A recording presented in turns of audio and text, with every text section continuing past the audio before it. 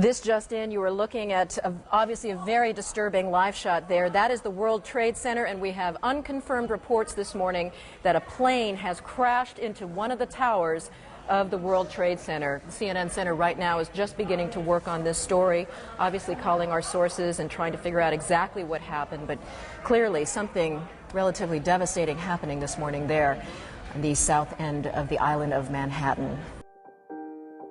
On September 11, 2001, the Twin Towers in Manhattan, New York were tragically struck.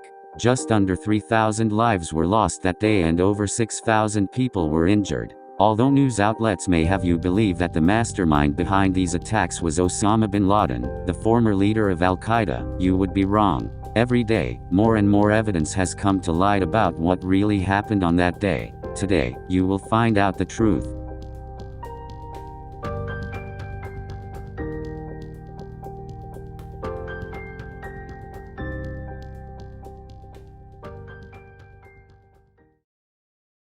Holdin, a simple 13-year-old Californian boy. Or so he'd have you believe. He claims to think the 9/11 attacks are quote bad, but I think he's hiding something else, something bigger, a bigger game being played by way bigger people. So, do I think Holdin is responsible for the attacks? Yes. Of course, I would not make such a claim without proof. So let me get one thing straight. Holdin is a liar. At first, he claims to be 13, but then later he also claims to be a 47-year-old man.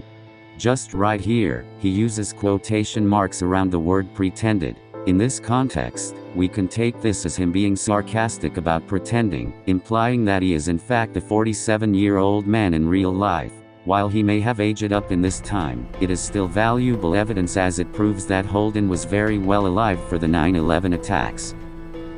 Next, while congratulating me for reaching 911 subscribers on YouTube, which, you should totally subscribe to me by the way, he made a very disturbing comment. He found the number of subscribers I had to be funny, as it is the same numbers in the date September 11th. Holdin says here that 9/11 was hilarious and top 5 funny moments. Clearly, he is proud of what he has done. His cruelty is showing here. He can just tell that he knows something we don't already. It's very evident that he was in fact involved. Behind every joke there is a truth. Next, the voices that Holdin claims to hear in his head. He won't ever stop talking about them.